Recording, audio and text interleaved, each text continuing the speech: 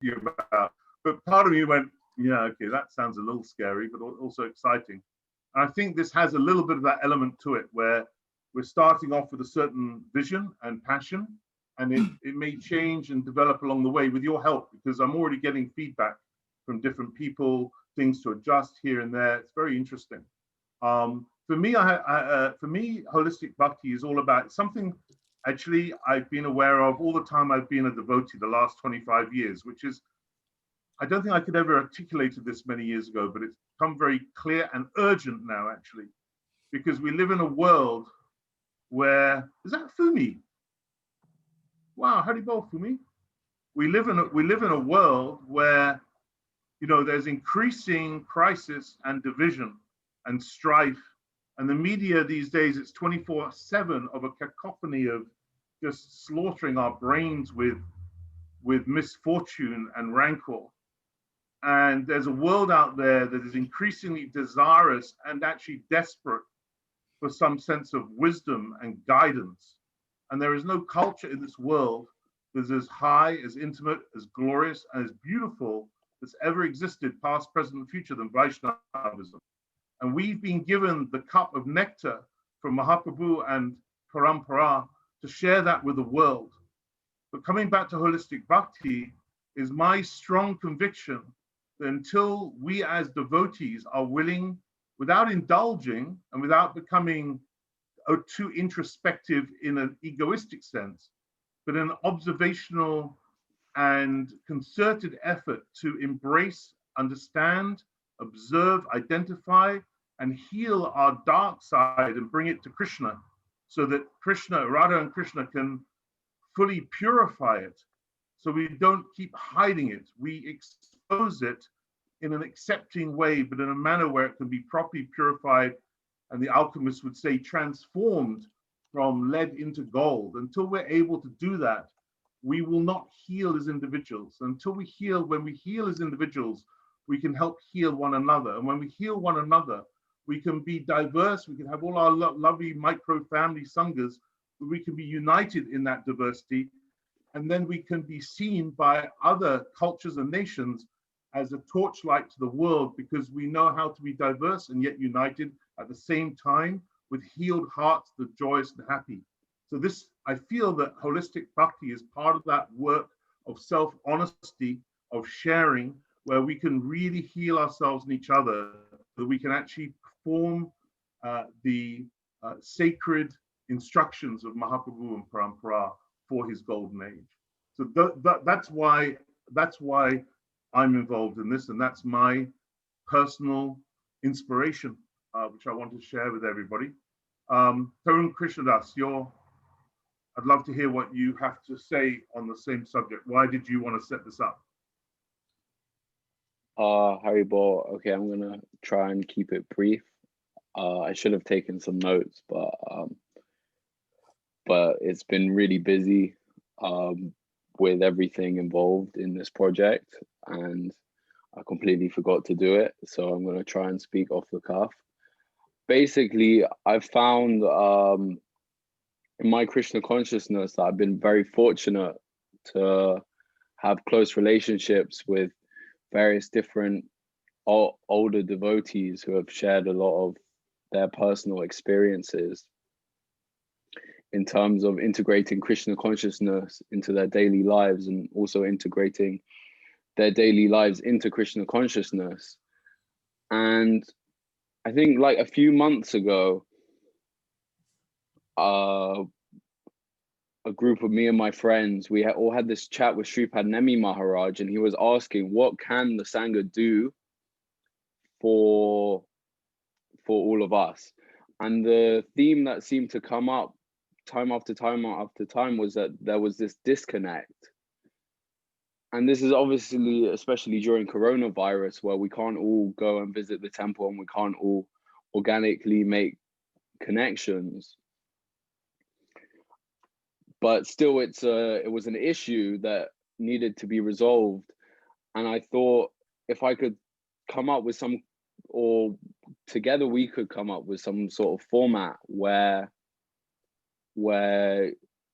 younger devotees or younger people who are interested in Krishna consciousness could come along somewhere and ask questions that they would be open to ask in any situations, or questions that they feel are more personal, that we could create this sort of space where we could do something like that. So after a lot of work from a lot of people, I think more than just me, Hare Krishna, Vishnu, Yashoda, and Bhudhara, and all of the other people who have all the other devotees who have volunteered to speak. There's been a lot of people who have given their time, advice, input. So we're really fortunate that tonight we're able to start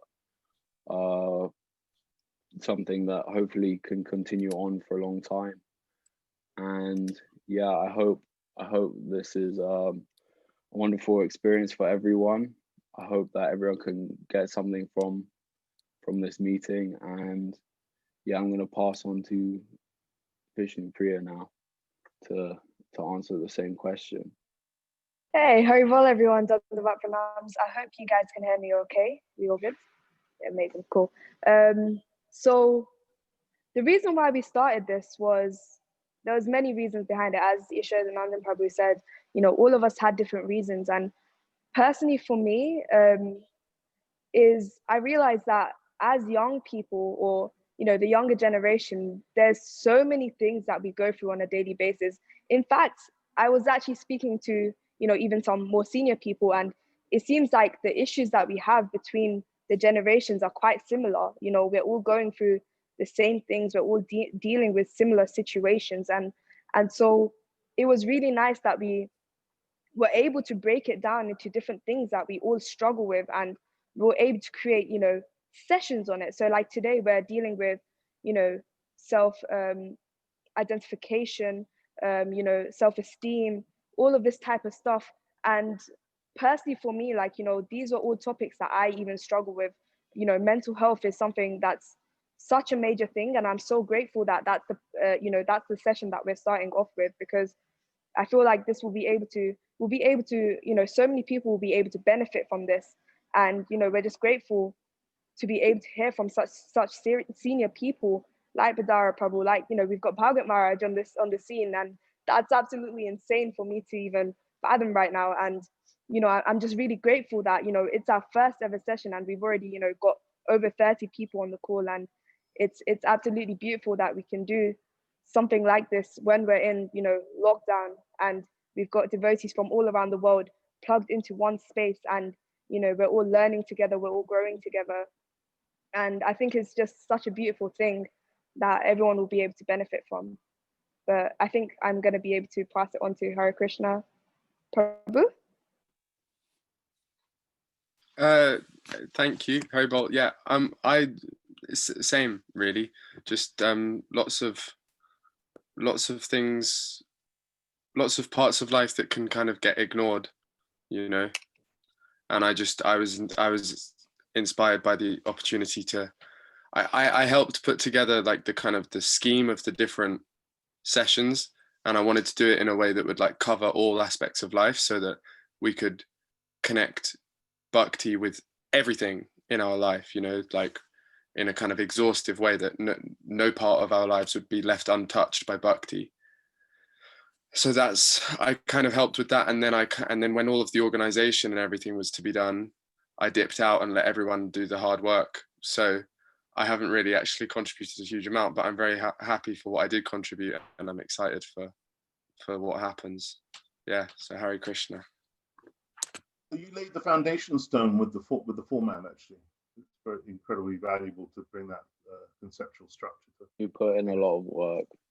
So thank you, Tarun Krishnadas and Vishnu Priya Didi and Hare Krishnadas. It's been, I have to say, I've really been inspired serving with you and just connecting to lots of different young people. And you're right, Vishnu Priya, that the issues are pretty similar. They're just cooked a little more with the older lot. the pot's been on the stove a little longer, so it's beautiful. So while there's some teaching to happen, there's also the teaching is actually both ways, because I think when you serve a younger person by sharing experiences, you also end up healing yourself as well as helping. Healing goes both ways. So it's a very beautiful symmetry. So let me explain what the format of tonight's going to be. I'm going to explain how you can ask questions, which is really the essence of tonight. We'll then move on to, I'll then introduce Bhudhara, who will speak for up to about 20 minutes, and then we'll open out for questions. So we've thought about the question side very carefully. If it was me, I wouldn't have realized, you know, I'm not really that good at anticipating the shyness of others because I'm not very shy. So, you know, if I have a question about anything, I'll ask it, and I don't really care who. What's that? What's that, Marsh? You got your hand up already. I just wanted to know if you could give me a few minutes to say something. Oh, with pleasure. You want to say it after Bhudhara or at the end, or just before? Before Bhudhara, yeah, of course. Absolute pleasure. So there are three ways of asking questions. We sort of anticipated three types of personality. One is you want to ask a question and you're happy to ask it with your name up there directly without me interceding on your behalf.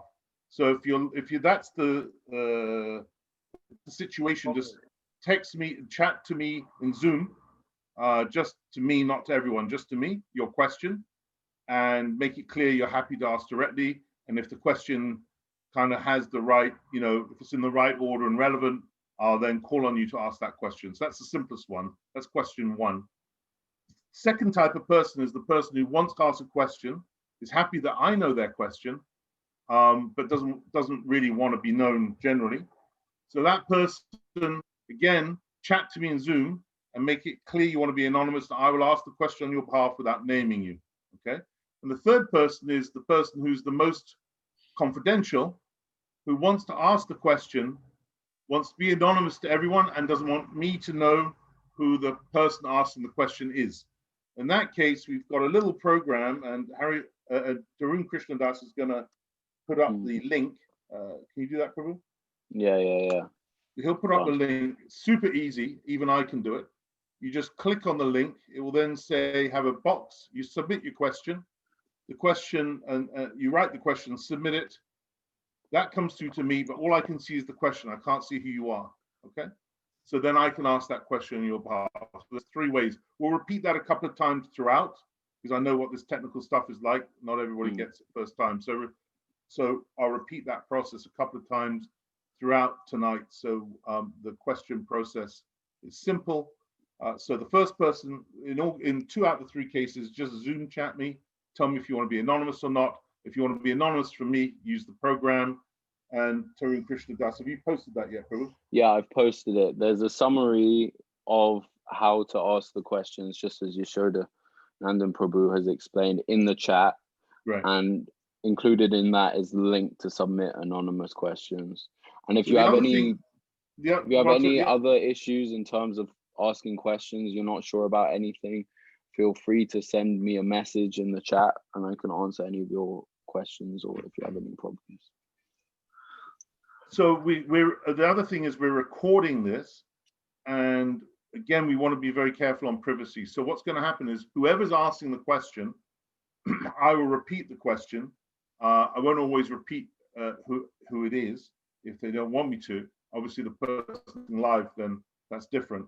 But when we're recording, we're going to be posting all these questions up without the questioner being revealed by just using video editor, so that by the end of next year, we'll have 300-400 questions posted and categorized for new people to come and search answers to questions, which we think will be a very helpful kind of archive of material for people to access, or we can access it ourselves if we want to later. So that's one of the spin-offs of this whole process. Bhagwan Maharaj, very, very happy to hear your comments. Please share with us your heart. Everyone, please accept my most humble obeisances. I can't tell you how inspired I am by seeing the young people, Hari Krishna Das, Vishnu Priya Dasi, Tarun Krishna Das, and the others, stepping forward with such enthusiasm and desire to develop on the path of bhakti themselves and with others in community, in communion. And that's very, very inspiring to me as a devotee for 50 years, and remembering, where we started. I go all the way back to Second Avenue in New York City.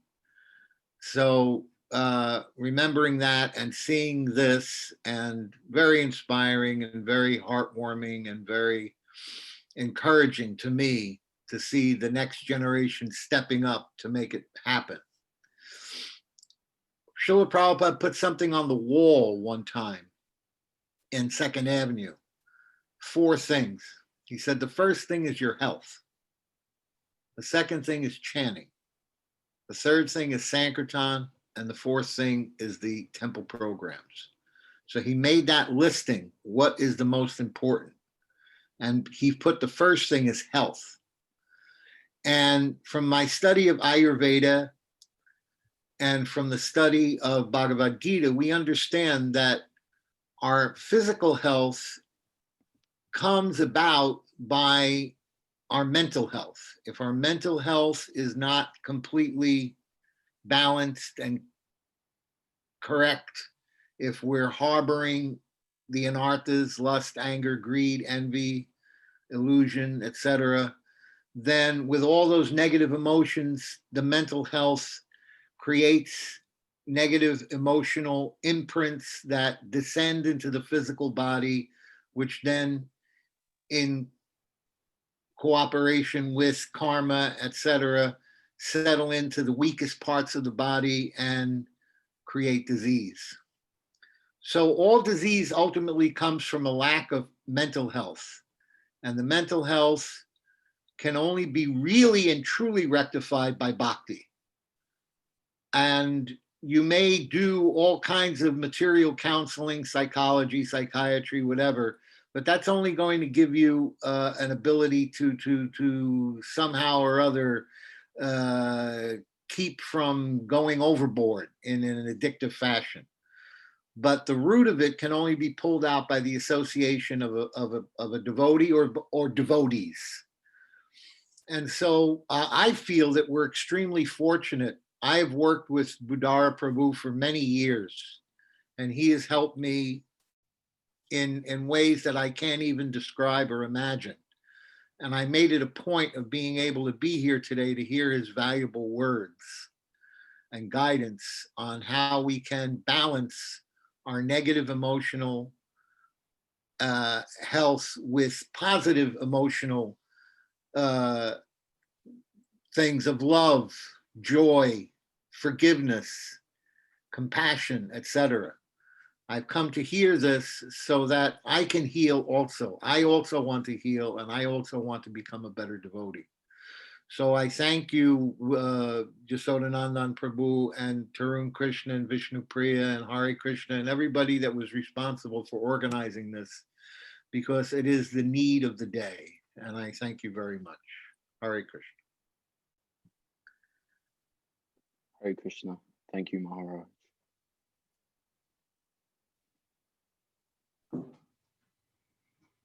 So I muted myself. Someone has to. You only got a few minutes warning, right? With the link. Warning?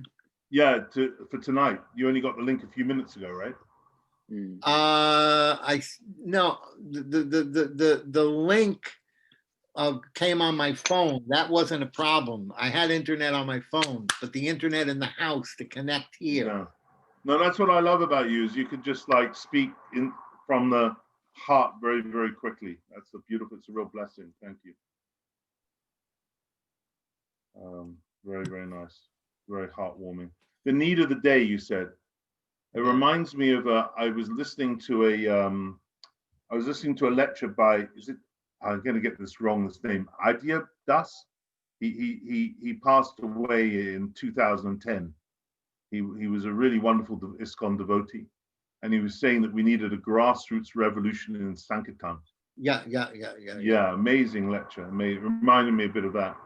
Bhudhara, we're so happy that when we were designing this format and the whole thing, you were very much the first person that came into my mind for presenting this, because you've dedicated your life to holistic bhakti.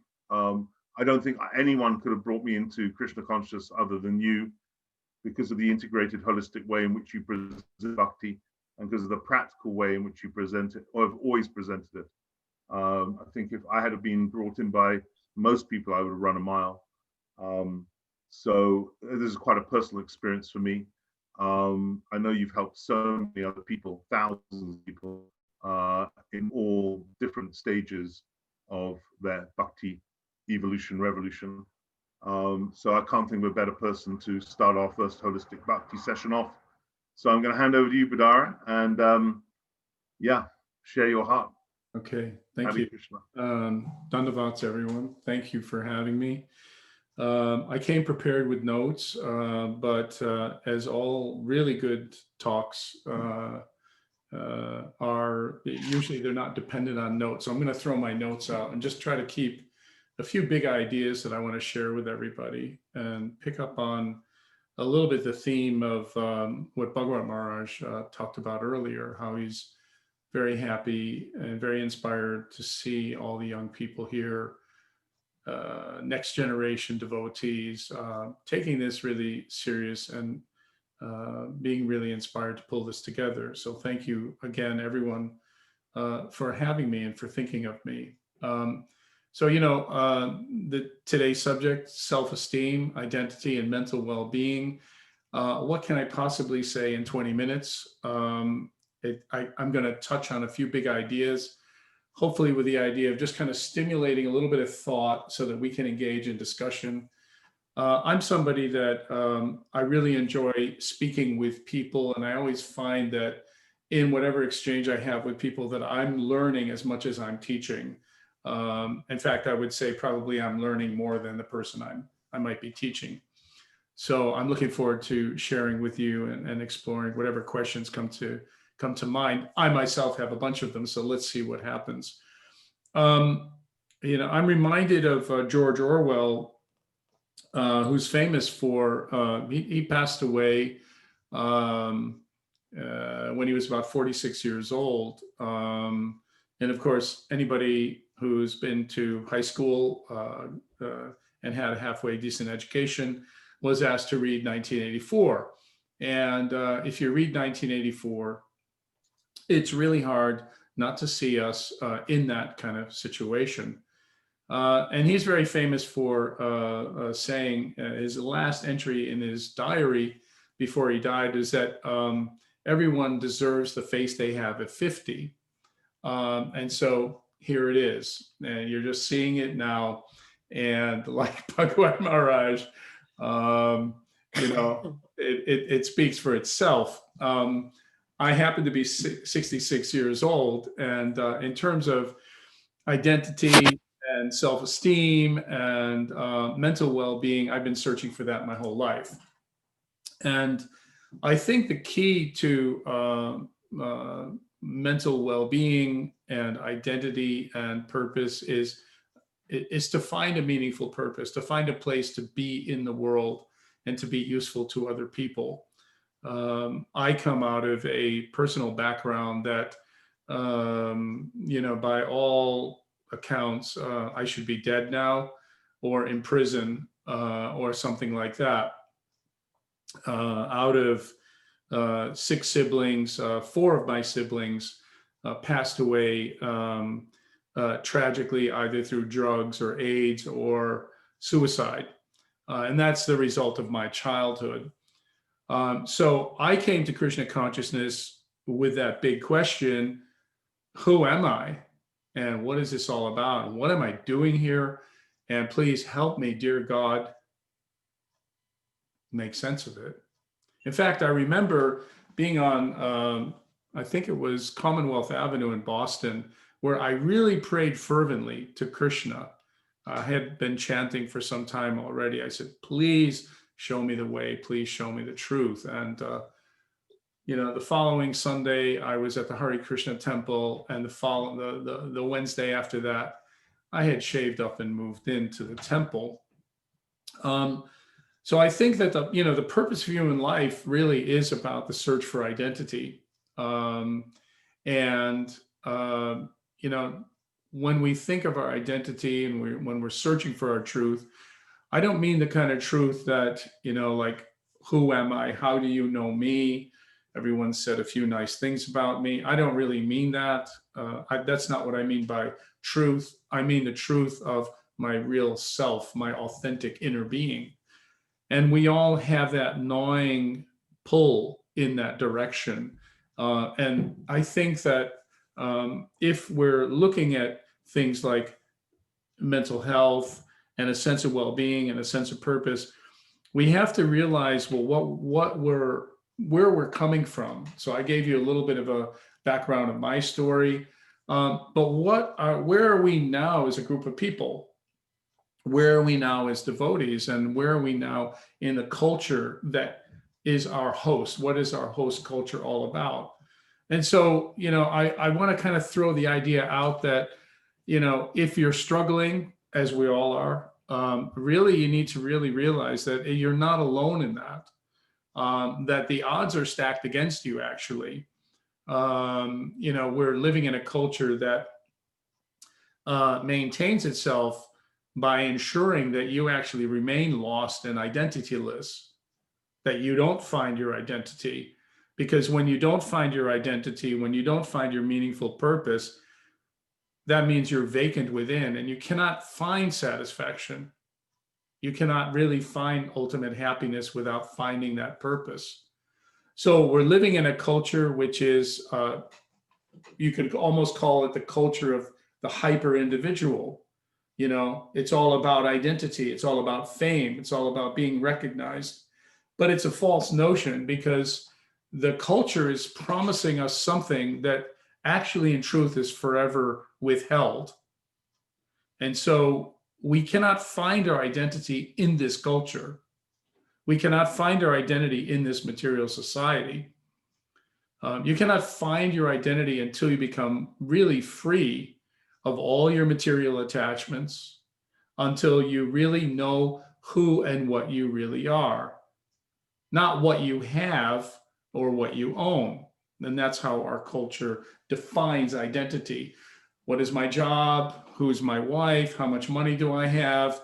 What is the color of my skin? Whatever crazy identity structures this society creates for us. And oh yes, by the way, this society actually pits us against each other, as Yosodananda said earlier. So black against white, tall against short, left against right, this is what we're dealing with. And so if you're feeling a little frail now, don't think you're alone, because everybody's there with you.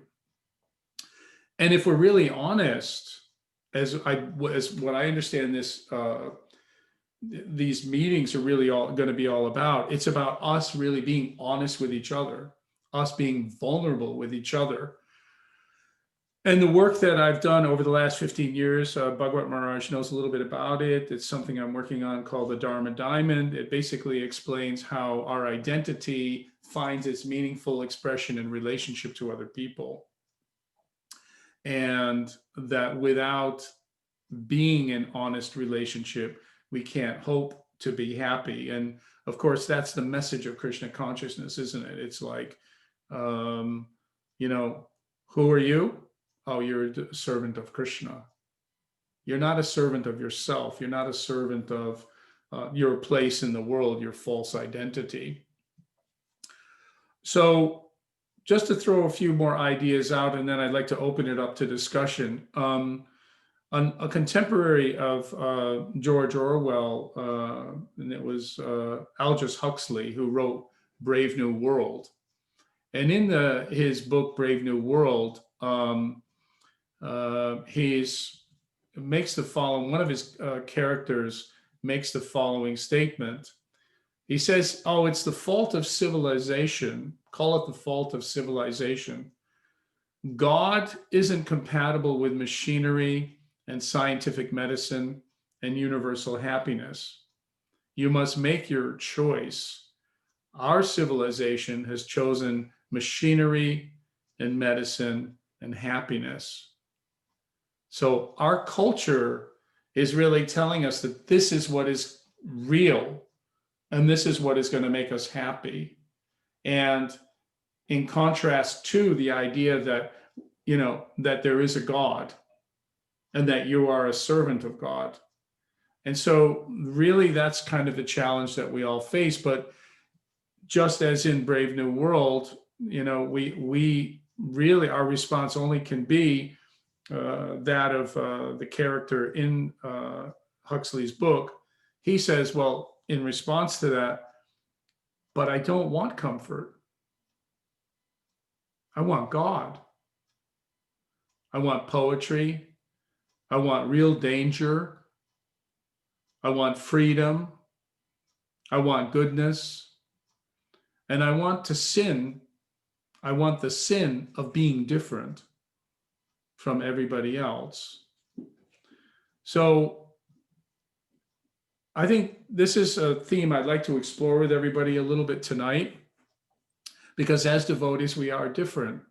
And sometimes as devotees, we feel lonely and we feel disconnected from the greater culture. But the truth of the matter is that everybody in this culture is disconnected. Everybody is disassociated. And that is, of course, one of the big causes of mental illness. So one other idea I want to throw out is that the mind is the last frontier. It's the contested territory. It's actually, we hear about wars and we hear about countries fighting each other, and for land or oil or gold or whatever it is. But that's not the war right now. The war right now is your mind. Your mind and your consciousness is the last frontier. And everything in this culture is aimed at owning that consciousness. This thing here that we all have. And they say that, for the most part, the average person on a daily basis is looking at their phone about 100 times a day. So I think what we need to do is, protect that asset. And my thinking in it is that Srila Prabhupada was really, as we all know, really truly a genius, because he called the movement, not just the Hare Krishna movement, but the International Society for Krishna Consciousness. And in that statement, it tells us where our real freedom lies. And in that statement, it tells us that when we want to find our identity, when we want to find our self-esteem, if we really kind of open ourselves up and accept that identity, then we can be truly happy. I appreciate that.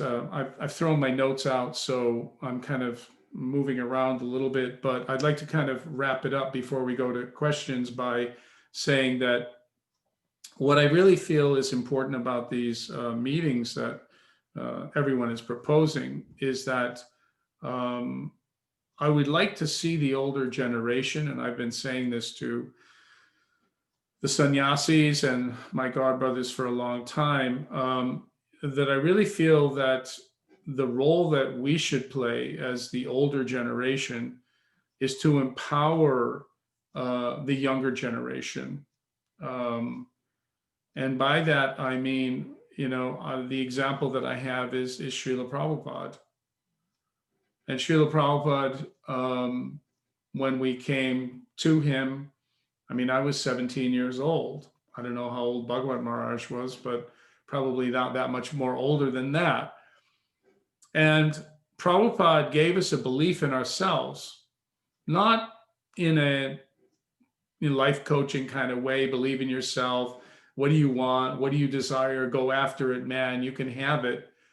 But a belief that we were special, that Krishna had called us, and that Krishna had given us a chance to develop an intimate relationship with him, an intimate connection with him. And he told us, yeah, go out and do it. Go start temples, travel around the world, talk to world leaders, print books, print magazines.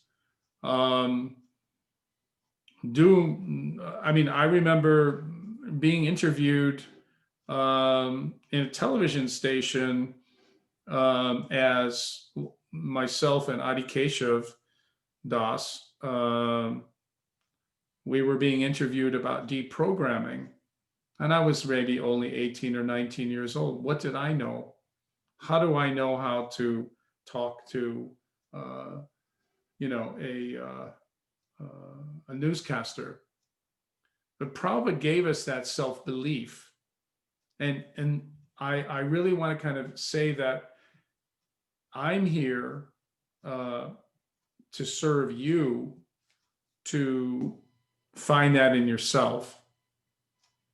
I feel that your generation is now at a really important inflection point in history. Maharaj could probably give you a really nice class on the conjunction of Jupiter and Saturn, exact conjunction on the winter solstice on the 21st of the month, and what that means, and the tremendous change that heralds.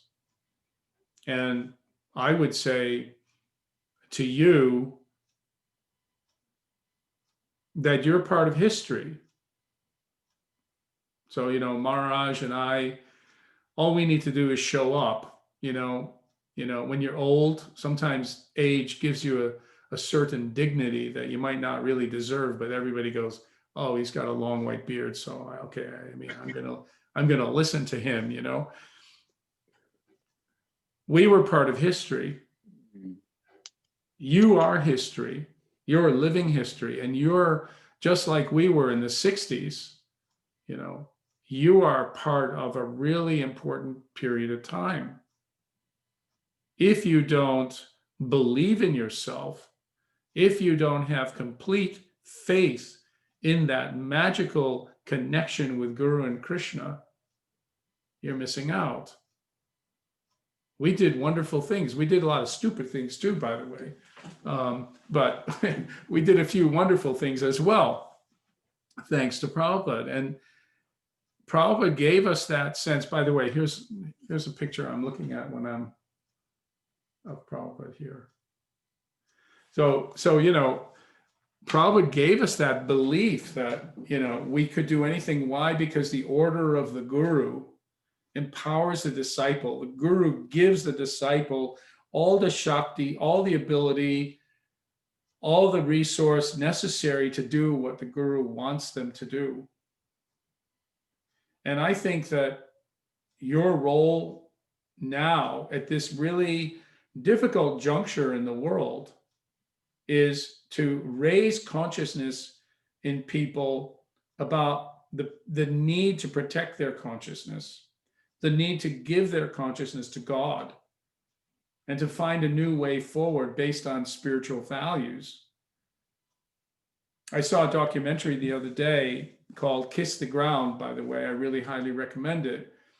And at the rate of the current rate of desertification in the world, the best guess is that there are 60 more viable harvests that the earth can give us before all arable land on the planet is desert. And that's because of the way they till the soil and use petrochemicals and so on and so on.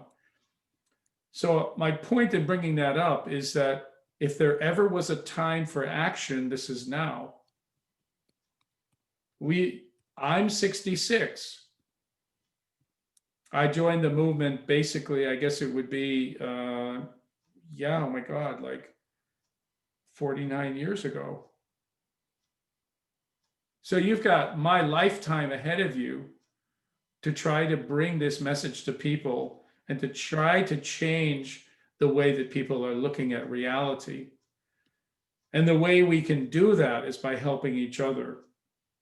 The way we can do that is by being honest with each other as Yasodhananda Prabhu is saying, I don't think that I'm a pure devotee, and I don't expect you to be.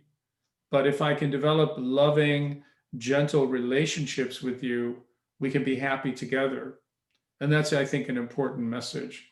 So I'm going to end it here. I'm going to take questions. I've gone on a bit longer than I thought. I didn't cover everything I wanted to cover.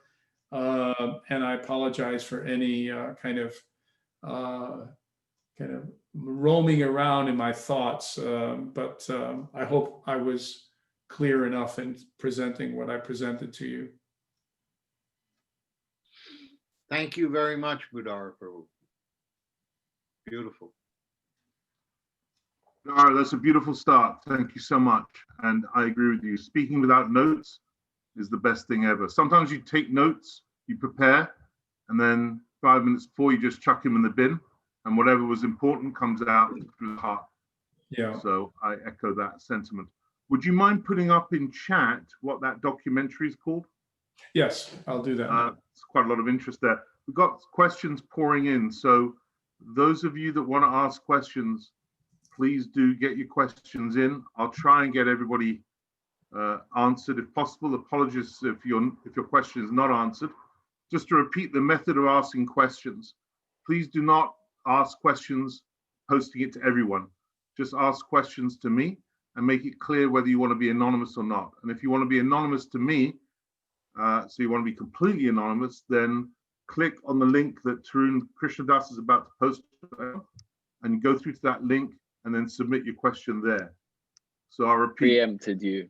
I've already posted it just a second ago. Oh, you just did it again. Fantastic. So if you don't mind going live with Bhudhara, then you just ask the question to me, not to everyone, and you say happy not to be anonymous. Or you ask the question of me to me on chat, and you say I want to be anonymous, in which case I'll skip on your behalf. The third way is if you want to be anonymous for everyone, including me, you click on the link that Tarun Krishna has given you, and you submit the question that way. So we've tried to provide for everybody's needs. So the first question I've got that came to me that was an anonymous question is quite pertinent actually. I go to the temple or I go to a Zoom room post-COVID, I get inspired. I think, Krishna's the thing, Hare Krishna Mahamantra, wonderful. Then I go and do a boring job when I have my job because I'm on 0 hours contract. It's mind numbing. It's not serving my needs. I lose my sense of self at work, and then I have to wait for the next event to pick me up. So I feel like I'm going, in cycles. How do I get on the ladder of what we're talking here about identity and self-esteem? How do I start? Is the basic essence. Okay. That's a great question, because I'm really conscious that in the economic climate that we're currently in, that especially young people now are very challenged to get a foothold in any kind of viable job. The idea that you have to work for a 0 hours contract is it's an abomination, really. It's the greatest insult to civilized thinking that's ever been created. So I won't spend a lot of time on that, but I just want to put that into context. Having said that, I think that we all find ourselves in situations that are challenging and oftentimes difficult. We have jobs, we have sometimes relationships, we have circumstances that are well beyond our control. And one of the principles of Krishna consciousness is to be present in those moments in relationship to Krishna. And I would say that if you can, of course, try to dedicate yourself to something more than the job. Try to dedicate yourself to your practice. Try to bring your practice into your daily work routine. I don't know what the job is, so I would be curious to find out what that is, if it's a delivery job or something like that. But I can give you an example for me. when I left the temple after Prabhupada passed away. And this would be, of course, in the very late 70s, early 80s. I had to take a job as a night watchman for Exxon, of all places.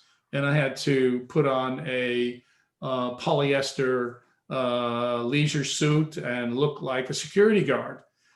So what I did, of course, was I had to stand there and watch all these big people going in and out of the building and look really, very officious. And but I had my little string of beads with me, and I was able to chant, and I was able to memorize shlokas, and I was also at that time able to give myself over to studying more and more about Vedic astrology, and reading other books like books on psychology and philosophy and history and literature and so on. So, I mean, that was an ideal job for that purpose. Not all jobs are good with that, good for that. But I guess the point that I'm making is that how can you take the job and craft it to your Krishna consciousness? Don't expect that the job is actually going to give you a life of meaningful purpose. See if you can also train or retrain for something that you can actually maybe dedicate yourself to, put your heart into. And I would say lastly, and this is really a discussion question, but I would say that whatever it is, it really should be something where it's about serving others. It's about making a difference in other people's lives. If you want a great book to read, read Viktor Frankl's Man's Search for Meaning. Viktor Frankl was a neuroscientist and psychiatrist who had the misfortune of having to endure living in 5 different concentration camps in Nazi Germany. And he wrote this book, it's heartrending. It's a small book, but it's one of the deepest little books that you can read. And in it, he says that that there was one determining factor for anybody who would survive the camps. And as soon as he would see the look on the person's eye where they would lose all sense of meaning and purpose, he knew that they were somehow not going to live very long. But he said those persons that found meaning and purpose, even in the smallest things, they maintained a vitality that allowed them to survive. And he gave one example of a person who actually kept a pet mouse and gave the mouse a little bit of bread that he was able to get. So, you know, it's a deep subject. I'm sure I haven't done justice to the question, but I guess it's about accepting where we're at, making the best use of a bad bargain, as Prabhupada said, and trying to dovetail it into our higher purpose, which is being Krishna conscious. It's interesting you mentioned about you being a security guard, because the person texted me that they're doing, it's not the same, but they're doing delivery courier. So it's like it's a kind of a job where it's hard to get much human warmth going. Lack of interaction. And you know, sometimes, and I think this is a challenge for all of us in life, is how can we become our best companion ourselves? So how can we be present to ourselves?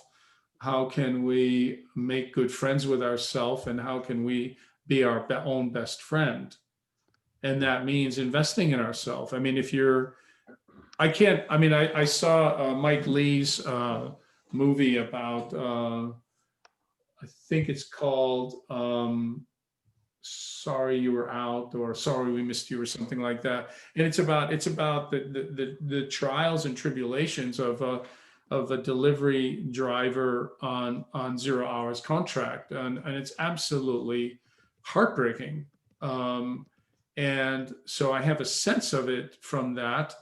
But I would say that the only way to really survive that is to really, chant, pray, remember, listen to recordings, and try to create meaning where you might not find any. Madhavrat's just posted something. You want to expand on that, Madhavrat? That's a very interesting point. Are you asking me? Madhavrat.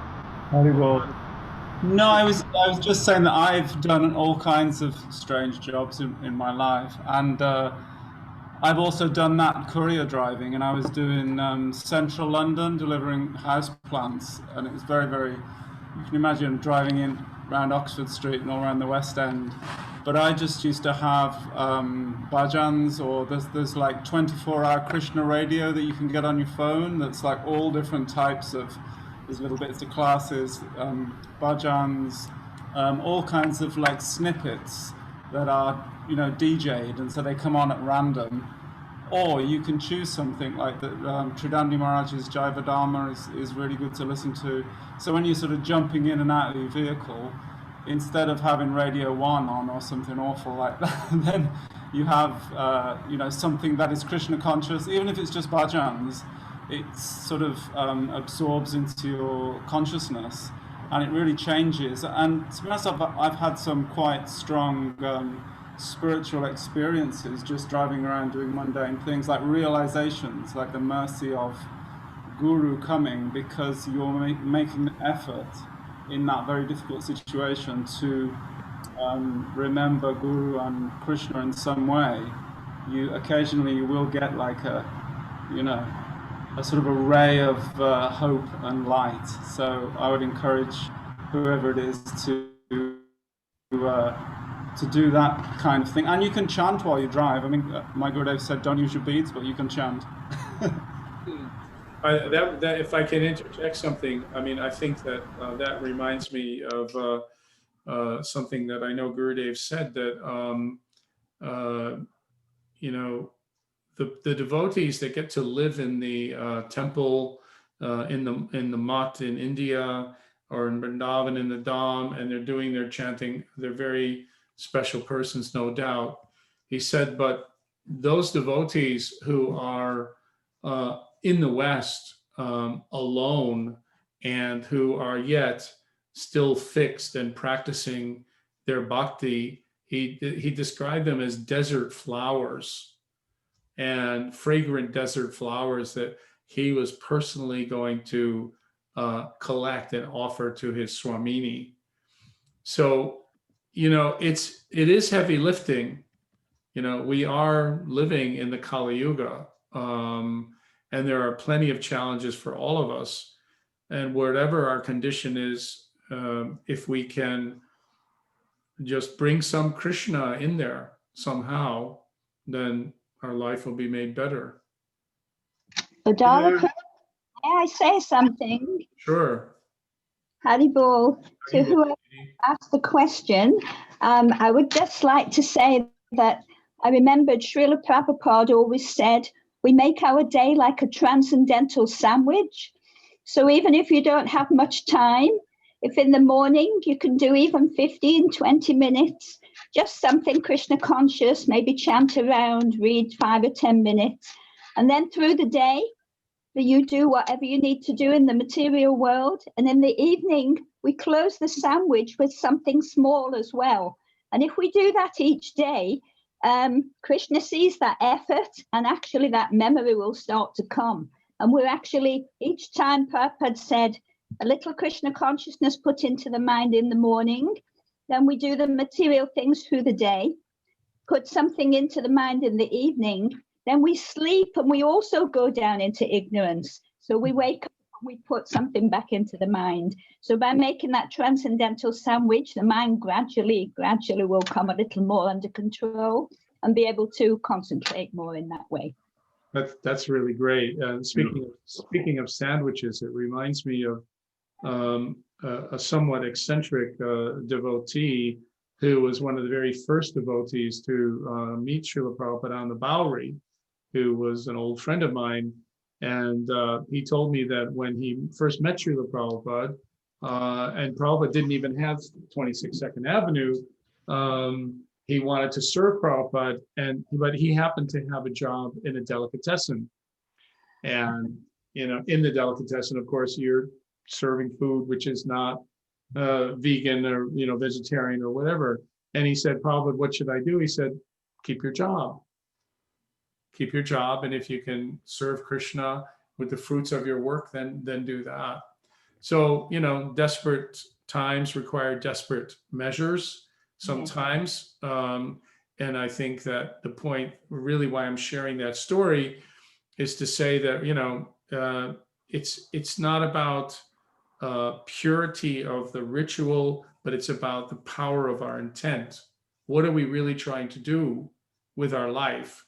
And if we're really intent on serving Krishna, then whatever we have to put up with, it'll work out. Great. We're going to zoom over to Kamala in Colombia, who is happy to ask the question directly. Kamala, please take the floor. Haribo, Dandavat Pranams, everyone. I just want to express my deep gratitude for this opportunity to have this Zoom meeting. I live in a small town in Nelson, British Columbia in Canada, and I am nowhere near a temple, have no association. Both my parents were Srila Prabhupada disciples. I met my Srila Gurudev in 2001. So I've had some wonderful association when I was young, but ever since probably 10 to 15 years, I haven't really had anything. So I've definitely been going through a massive dry spell, and I really struggle because in my line of work, I'm constantly on social media. I'm doing lots of promoting. I'm so absorbed in this material energy. And I really struggle with even, waking up at a set time, even just making an offering to my Srila Gordon Thai deities, and just doing a little spiritual everything in the morning. And just having this, I'm getting a little emotional. I'm very sorry. But I just want to say thank you. Thank you for being so honest and thank you so much. Sharing your heart. And I've lived through droughts like that myself.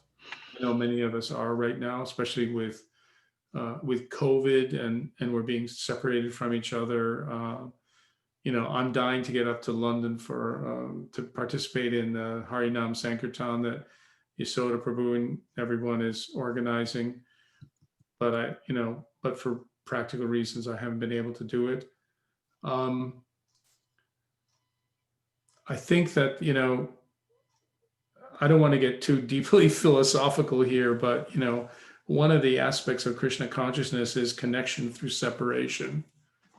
And, wherever you are and whatever little bit you can do in relation to Krishna, that is a great blessing. And you have to know, and this is a meditation that I'm coming to rather late in my life, but you really have to know that and feel it, that Guru and Krishna do love us. They're actively loving us, and we're not alone. We may be alone in a practical sense, but we're never really alone. Gurudev said that he's closer to us than our breath.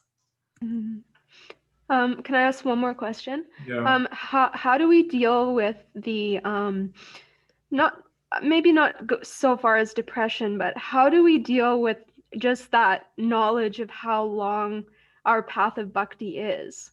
Because I find sometimes when I just look in my heart and I examine myself, like I have such a long way to go.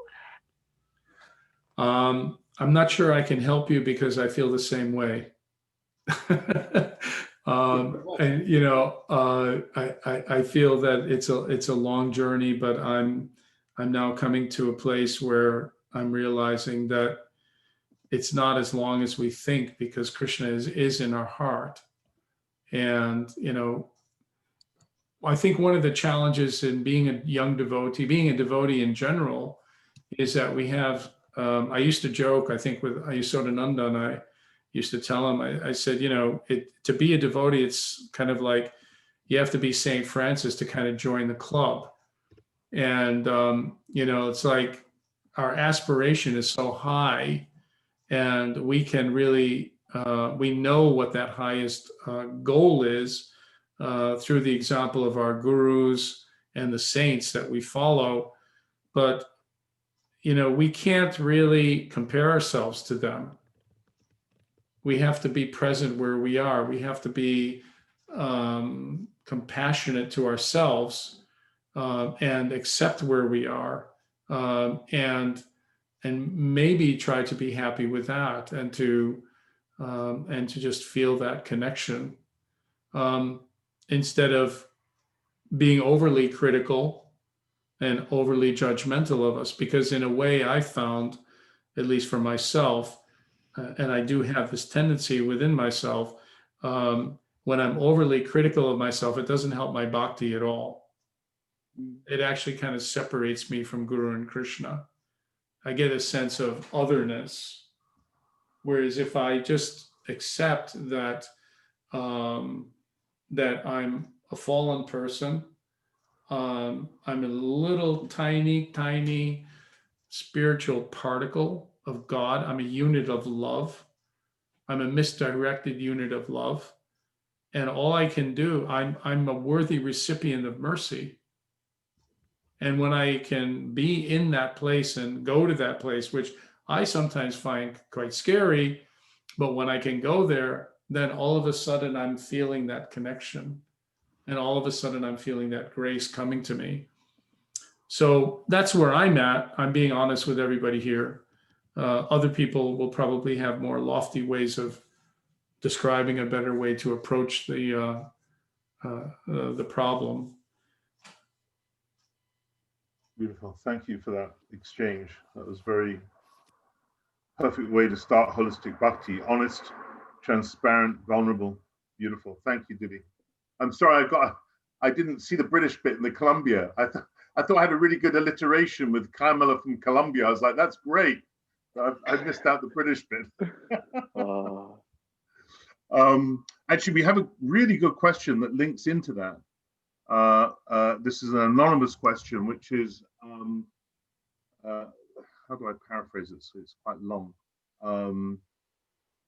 You were saying about how do I, Bhudhara, you were saying about how you were alluding to bifurcation, the splitting in two personalities. So, and Kamala was saying, I can't keep a regular routine. I'm doing all this social media stuff. That social media stuff is really intense, actually, as a job. It is, yeah. Because it's very fragmented. You've got to bring in a lot of fragmented things into your mind, strategize it in the whole. The part and the whole is very complex, and it's very mental. So it's hard to go from that back into the heart. So integration is very important, and that's an evolutionary process. That for the heart to work with the mind is not always easy. So I really get that. I really get that problem. I've been in business for many years, and although my line of business is not like social media, I can relate to what you're going through, Kamala. But this question is really interesting because this person's taking it to another level and saying, listen, I need a balance. On the one hand, I don't want to fall down the pit of I can do anything. One of the offenses, these are my words, one of the offenses are obviously, doing sinful things on the back of the holy name. So this person's saying they don't go down the well of just being sinful in an indulgent way.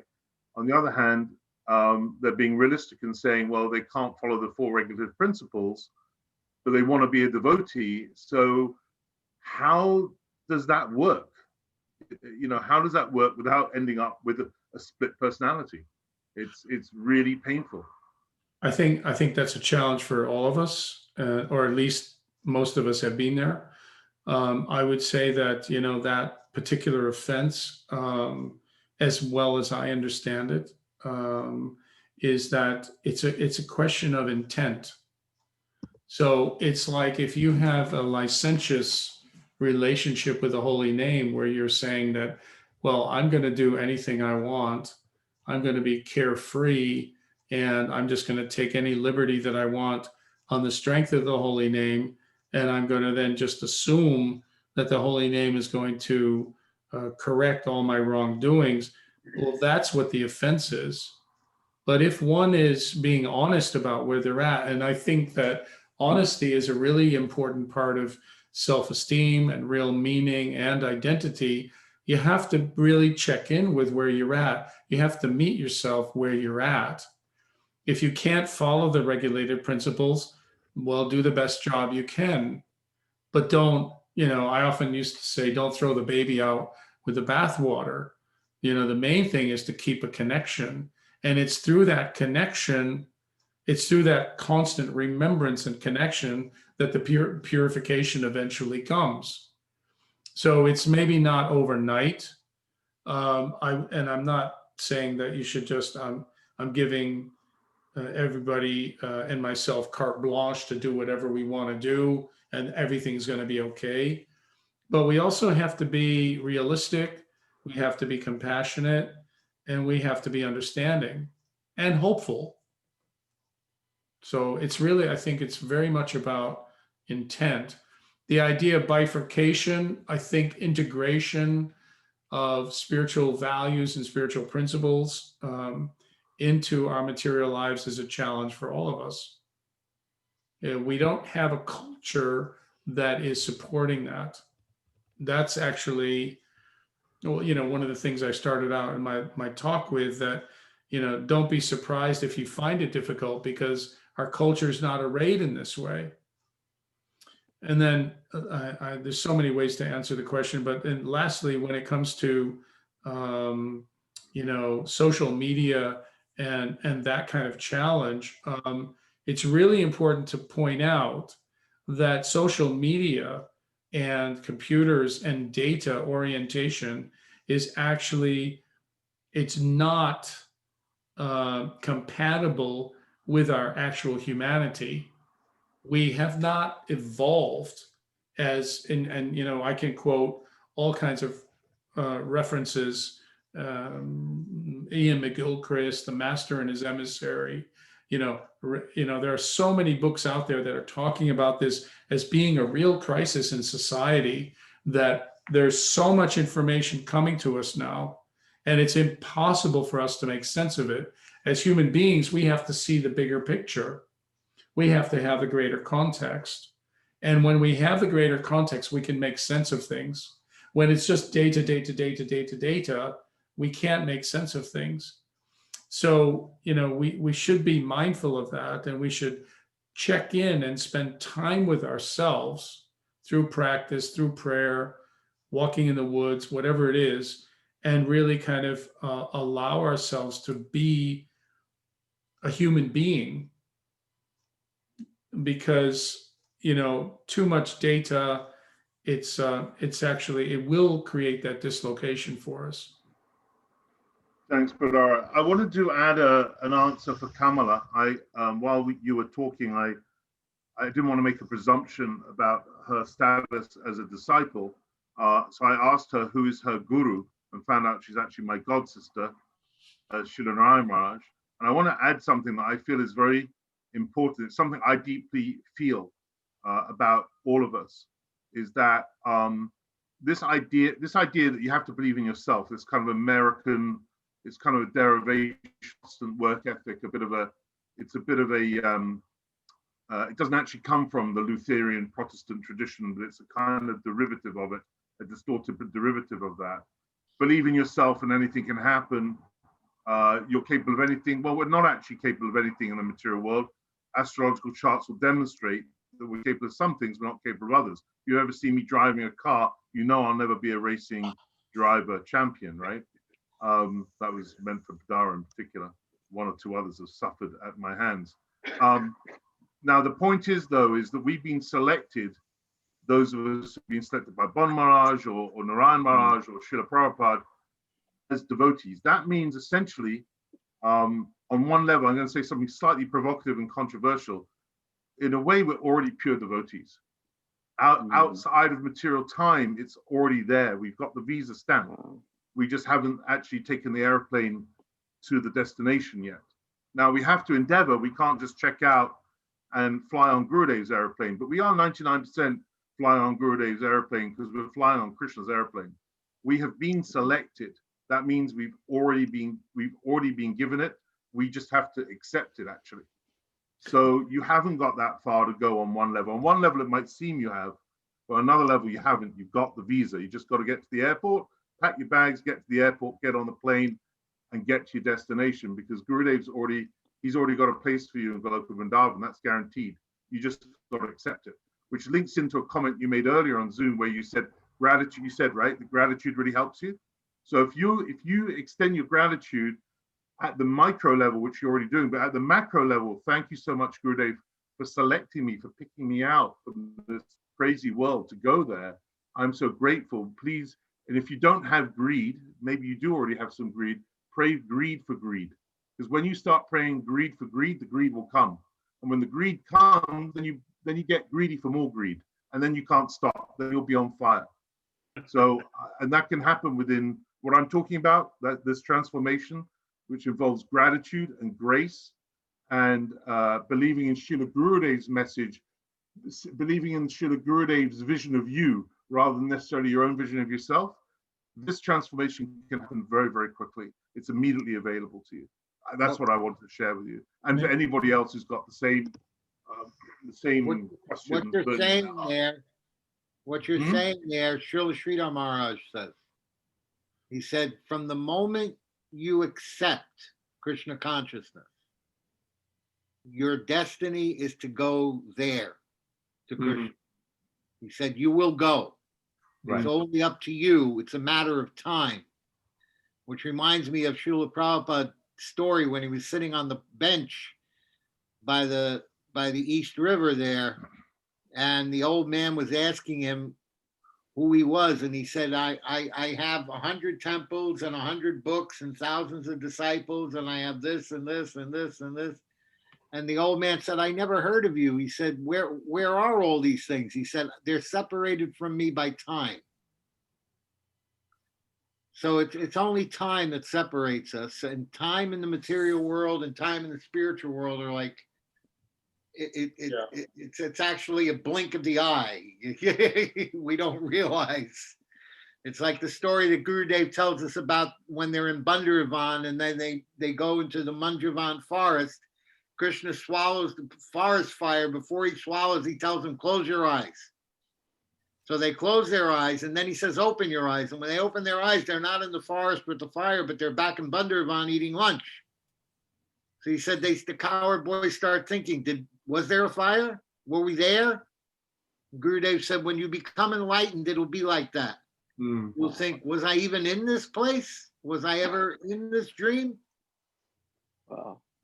You know, maybe what I could, if I could interject something, I really like what you said, Maharaj, and Yasoda, you're really, it's very inspired. You know, I really got a lot out of what you said. But and it reminds me that, you know, when I first came to Gurudev, as I do now, I don't really look like a devotee in terms of, and nor would I say that I fit the model of being Mr. Ideal Devotee. But for some reason or another, Gurudev accepted me. And to my embarrassment, he would, in sitting on his seat, like Rup Sanatan, all the devotees are on the floor, and he would make me sit next to him, right? And I've often tried to figure out what that is, and you know, and I'm saying this to Kamala specifically, that for me, and I think for many of us, the challenge is to accept the love. You know, the challenge is to really just kind of go, you know, yeah, it's causeless, and there's nothing I can do to receive that. There's nothing I can do to earn this, but it's coming to me. Now, all I need to do is open up to it. All I need to do is accept it. So I think that's somehow more learned persons like Maharaj can probably expound on that. But to me, it feels like one of the real challenges for all of us now, because I feel that this is where we're at in the world. We need to accept this love, and this will sustain us all. Bhudhara, I need to correct you. Yeah. He didn't. I mean, I was at so many of the interactions. We used to go together to see Narayan Raj. He didn't accept you, Bhudhara. He adored you. He absolutely adored you. Acceptance is just underwhelming representation of the interaction he had with you. And there's nothing you can answer that will contradict that, because I saw it with my own eyes. Well, you see, but it's a perfect example, because I'm hearing that and I'm going, oh, did he really? Yeah, that's what I'm saying, man. And I think that's, and if you've come to Krishna consciousness, I wrote down here that we all have a calling, and if you've answered the call, you've been picked out, you've been singled out as a devotee, as a person, as an Atma. I mean, how many people are in this world? How many people are misdirected, misguided, confused in unbelievable ways? But all of us here in this room have been singled out. So you're really, we all are special. And that's what I meant by we're all part of history. He actually treated you like an equal. I know. Yeah. But it was quite amazing. We won't say too much about that. I don't want to embarrass you too much. Thank you. Yeah. Kamala, we had a quick comment from Chandrika, a really great comment. There are loads and loads of reading groups. I read with people about 12 different times a week, and there are loads of other. I mean, there's countless reading groups. So a great way of getting association right now, and also post-COVID, because these reading groups are going to carry on. Get involved in some great reading groups. It's a fantastic association. They can run anywhere from 1 hour to 3 hours, so you can pick the ones that suit your taste and your timing. If you want to connect up with that, we can discuss it offline. I can what I do, and I can also connect you with other people who are kind of like the bees of Krishna consciousness. They can connect you with other people. Ashwini is really connected in reading groups. Shamini, there are lots of people who are doing loads of reading groups. I mean, I've never been to more classes in my life than since lockdown. Yeah. So there's a lot of resource here available to us. Amazing. It's amazing. Okay, so we're going to move back to London town in the United Kingdom, not in Colombia, and hear a question from Hari Krishna Das. Hari Bol, Dandavat Pranams. Yeah. So my question, I've already written it. It's can we understand that our present embodiment is in some way an expression of our true spiritual identity? And a kind of follow on is, what is the true meaning of our material faults, like irreligiousness, selfishness, and callousness? I'm going to make a very brief comment, and then I'm going to invite Bhagwan Maharaj to speak about this. My understanding is that our current identity as we know it, so my name is Bhudhara, I think I'm this, or I think I'm that, or you see me as this or that, has no real connection to our true spiritual identity. Of course, our true spiritual identity is latent, and it's being brought out through our practice of Krishna consciousness gradually, but we're not who we think we are. Maharaj, do you want to add to that? Yeah, I'd love to, and thank you for giving me the opportunity. First, you look at the 13th chapter of Bhagavad Gita. You want to make a note of this, verse number 34, 1334, that Krishna is explaining to Arjuna that just like the sun is in one place in the universe, but the sunshine is everywhere, so similarly, the soul is in one place within the body, and the consciousness emanates from the soul, spreads everywhere. So there's two things. There's the soul and there's the consciousness. So where does the soul reside? So we'll go back to the outer covering. The outer covering is the gross physical body, which you're asking about, this physical identity. And this gross physical identity, how does it develop? It develops from the subtle astral body within the gross physical body. So the gross physical body is earth, water, fire, air, ether. And the subtle body is the mind, the intelligence, and the false ego. So within that subtle body, which is inside the gross physical body, the subtle body and the gross physical body connect with each other through what's called chakras. You have the Muladhara chakra, the Swadhisthana chakra, then the Manipur chakra, the Anhat chakra, the Vishuddha chakra, the Agna chakra, and the Sahasra chakra. You have 7 chakras. So within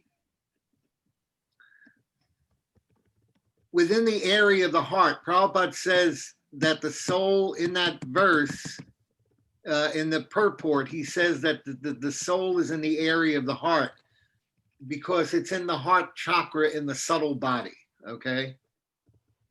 And the consciousness emanates from the soul. Now, following the analogy, the sun is in one place in the universe and the sunshine is all over this planet and all over the universe. When the sunshine comes in contact with the planet, due to the various contaminations in the atmosphere, it becomes polluted. But the sun never becomes polluted. So you, the soul, never becomes polluted. You, the soul, remains eternally pure. But the consciousness emanating from you, the soul, becomes contaminated by the modes of material nature and then enters into the dormant subconscious mind, then the active subconscious mind, and then the active conscious mind. And from the active conscious mind, through the various chakras, consciousness enters into and stimulates the different endocrine, exocrine glands within the physical body by the pushing of the prana. The 5 airs are there, apan and vyan and saman and etc. And pran is one of the udan and pran is the one that pushes the consciousness through the chakras into the gross physical body. So this is called, this consciousness, contaminated consciousness, is now feeding your false ego with a conception that you want. I want to be a male, or I want to be a female. I want to be, this or that. And in this particular body, it is gradually developing. You read in the Bhagavad Gita how dhyato vishaya pumsam, meditating on the objects of the senses, sangha seshu bhajayate, develops attachment. So you're looking in the mirror every day and you're thinking, my skin's very pale, I wish it was darker. My skin's very dark, I wish it was lighter. My hair is black, I'd like it to be blonde. My nose is too big, my eyes are too small. Whatever it is that we're thinking, and we're meditating on all these physical changes, these are making impressions on the subtle body. And those subtle body impressions will then cause a situation in which your next body is being prepared. And then Vayur Gandhami Vashaya, just like the air travels on the aromas travel on the air, similarly your subtle body will take your soul to the next gross physical body, carrying it with it the impressions. Those impressions could be like you see a young child 3, 4 years old. I just saw one last night on YouTube. He was playing piano at 3 years old and sight reading music. How does he do that? This is brought with him from the previous births, and the impressions are already there. They're already present in the subtle body. Similarly, you get impressions. Prabhupada would talk about Krishna consciousness, Cheto Darpana Marjanam, how you clean the mirror of the mind and the consciousness. You clean it. How do you clean it? By the practice of devotional service. And then that, whatever percentage of Krishna consciousness you develop, you carry with you to the next body. So I remember my son, when he was 2 years old, Nishringa, he was downstairs at the temple and he saw the arti, and he came up to the apartment. He said, I do arti. So I got out the arti equipment. He wanted to get dressed in his clothes and the whole thing. And he did arti for 2 hours, just like it was done. Where did it come from? Those impressions were there from a previous birth. He had already done this. And now it was again manifesting in this life. So the impressions, spiritual and material impressions, come there on the consciousness. The material ones only last as long as the life of the subtle body. At some time, the subtle body will dissolve. That's in Srimad Bhagavatam, 3rd canto, 25th chapter, verse number 33. That the subtle body will dissolve, and when the subtle body dissolves, then you will see you. You will see your spiritual form.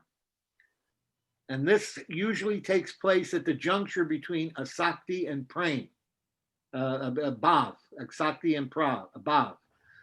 At that point, you'll see some vision of yourself as a spiritual being, spiritual form. The anarthas will be gone to the extent that you'll be able to visualize that. And the subtle body will be dissolved enough that it'll become clear. So then you go to the guru, whether it's your Diksha or Shiksha guru or your Bhajan Shiksha guru, and he guides you at that point. Okay, this is who you are. Then you'll get the items, the 13 items or the 11 items. Ekadasabhav, that you're this, this is your form, this is your color, this is your clothes, this is that, et cetera, et cetera, et cetera. And then you start doing internal bhajan in meditation on that. You don't change yourself externally.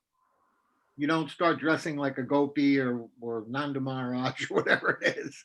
You remain in your sadhaka dress. Siddha sadhaka rupena, you remain a perfect sadhaka, as if you're in Vaidhi Bhakti, but then you will internally meditate on your spiritual form and the spiritual form of your guru and how you're serving your guru in his spiritual form, and et cetera, et cetera, et cetera. So are you getting an idea of this now? You, the soul exist like an embryo. Bhakti Vinod Thakur talks about it in Jaiva Dharma. Everything is there. The form is there, but it hasn't been developed. The process of bhakti awakens and develops that form. Does that help? Beautiful. Well, what's really precious about that is it's important to understand there's a goal and a process.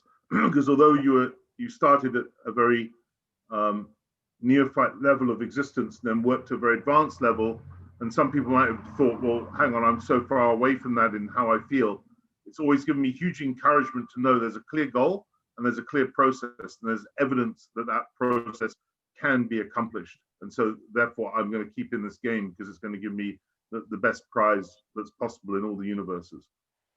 I'm just conscious it's 9:08. We're 8 minutes past the end, but I don't feel that we're at the end of what we're doing. So I'm going to request of Bhudhara and Sripad Bhaktivedanta Bhagavat Maharaj, if you don't mind going to half an hour until 9:30. Is that doable for you? I don't want to Yeah. Are you out? Is that okay? Okay, For great. me, it's early. It's only 4 in the afternoon. Okay, we'll go to midday for you.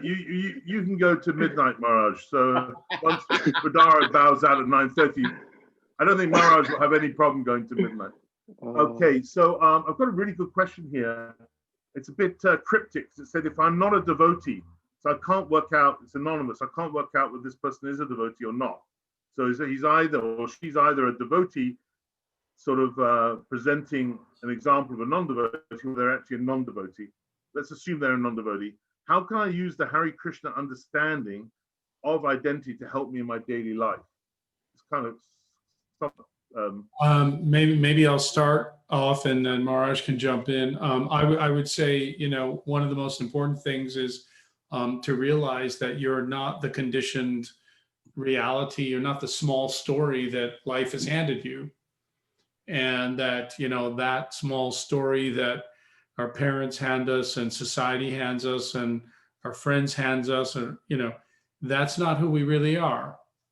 And what Krishna consciousness tells us is that our real identity, our true identity, is pure spiritual being, and that our nature is full of consciousness, full of knowledge, and full of bliss, and that we can willfully, consciously, as is done in yoga and meditation and other processes, cultivate that. And with that awareness, we can then open ourselves up to what I will call the magic of life, where I may have many small limiting realities that I have to deal with, but when I'm starting to perceive myself, even theoretically, as a spiritual being having a material experience, my whole orientation to life changes completely. My choices change completely, my values change completely, and gradually, step by step, we get to a much better place. So if you're really a non-devotee and you're just kind of testing the water here, I would say give it a try. Take these ideas on board. Consider that your identity is that pure spiritual being, and that as that pure spiritual being, you're looking for love, and that source of love, which is available to you, is Lord Krishna. Or God, or spirit, or however you want to define it. And, seek to explore that, seek to uncover that, to have an experience of real love in your life, not the distractions of your small story. Maharaj? Before Maharaj jumps in, can I just, do you mind, Maharaj, if I just add something? No, please. It carries on from what I was saying. This is something that Gurudev gave me when I never considered ever getting divorced. For me, divorce is like, you just don't get divorced. But it wasn't in my hands, and my ex-wife had some other ideas. And so, when you end up in a divorce situation, and by the way, I was as responsible, if not more, than she was for the breakdown of the marriage. I don't blame her for a second. And she's a wonderful woman. Some people know her here. She's an exceptional person. But when that happens, that leaves you with, Gurudev operated on me, but it still left me with, feelings of humiliation, abandonment, loneliness, calamity, despair, nihilism, depression, anxiety, the whole bunch of tricks. But what happened was, and I've got a guided meditation that I started performing on myself through Gurudev's inspiration that I've shared with other people. And basically the idea, in simple terms, about this identity and the conditioning Bhudhara is talking about is somehow you start off by, because if you build this faith with Gurudev, you become able to embrace all of the darkness that's within you, because none of it you have to be scared of. You only get scared of your darkness if you identify with it. So what this gave me the confidence to do was to go into this darkness and embrace it like yum, yum, yum, just pile it on my plate like a plate of boga before it becomes prasad. And then I'll just eat it all. In other words, I'll embrace it, identify, not with it, but identify it, observe it, define it to its maximum extent, so I can take all of it to Gurudev, all of it, leave none behind. And then what I did is I gave it a personality. So it then became a person, usually a little child, because all those feelings come from when you were 5, 7, 9, these kind of ages. You don't have to find your first one. And this isn't all Freudian, getting too psychological. You just find out, when did I first feel humiliated? And you take that little child, you give it a name, it'll be a girl or a boy. You take that child and you take that child to Gurudev and you build a ceremony, a beautiful ceremony where you take that child with you to Srila Gurudev, that hurt child that you've never really listened to, that you've buried away. He's like this ghost in the wind in like Wuthering Heights movie, where he's not book rather than movies, where he's knocking on the window or she's knocking on the window and you ignore her or him. Finally, you open the door, you let the child in, you go, sit down, let me listen to you. And you don't try and fix the kid, you just listen to the kid, give the kid a cup of hot cocoa, and you just be with him or her. And then you take him or her to Srila Gurudev by the hand, and you offer him or her to Srila Gurudev. Srila Gurudev, you know, be your own scenario. In my case, there's sometimes Srila Gurudev kisses him on the foot, it's a him, he kisses him on the forehead or he pats him, and he becomes totally beatific. He becomes so radiant, the boy. And then he reintegrates, I then bring him into myself, and it's a totally healing process of, I think it's the part of anartha vritti. And so it's a total embracing of the wounded you, but instead of you having to just deal with it yourself, Gurudev is purifying it. He's accepting all of it. He's adoring all of it. He's taking all of it and he's turning into the pure. He's getting rid of all that anartha vritti. He's also getting rid of shame and guilt. We don't need to be shameful. We don't need to be guilty. We just need to be honest to Gurudev. And when we do that, like when I started, that would be a half-an-hour meditation that I'd have to be in the room on my own. I can now do that in 1 minute, and I can be with someone talking, won't even know I'm doing it. So someone could say something that sparks off a feeling of, okay, isolation, and I feel it, and I go through that in 1 minute, and I'm sorted there and then. They wouldn't even know what I've done. So this is a skill you can develop.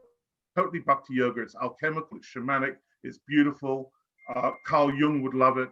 And Gurudev is totally present with you, whoever your guru is. Or even if you don't have a guru, just connect with Pampara. It's available to all of us. And it's definitely the fast track through an art of the vritti if you can imbibe it and you can make it yours. Maybe I can add something. That, by the way, is just absolutely spectacular, and it's consistent with all my studies, and also the interesting work of Dr. Gabor Mate, who I recommend to everyone. I think we've talked about him in the past. Yeah. He's nothing to do with the mate drink, by the way. But yeah. No, it's nothing. No, he's a Hungarian, by the way. Anyway, the idea of anartha nivritti that we deal with in the Western mind is often framed, as I've experienced it in my discussions with people, in a kind of a Judeo-Christian context, which is that, you know, we have these problems, we have these impurities or these difficulties, like, so I can't follow the 4 regulative principles or whatever it is that it is, and we think of them as something negative. And then we're looking outside of ourselves to some kind of angel in the sky or some deity, we're chanting, and we're just expecting that all of a sudden one day it's just going to go, oh, it's gone. But anartha nivritti really requires that kind of conscious effort, that kind of acceptance, and going into looking at our pain, looking at our guilt, looking at our shame. And I think it's a wonderful, wonderful meditation that Yasoda's laid out for us. You know, take that and bring it with compassion and bring it to the lotus feet of Guru, who will accept it. And you know, it's amazing reality, but this is really the love of Guru, that he accepts us wherever we're at. So really beautiful meditation. Thank you. Margie? Well, yeah, it's an amazing meditation that you just laid out there. I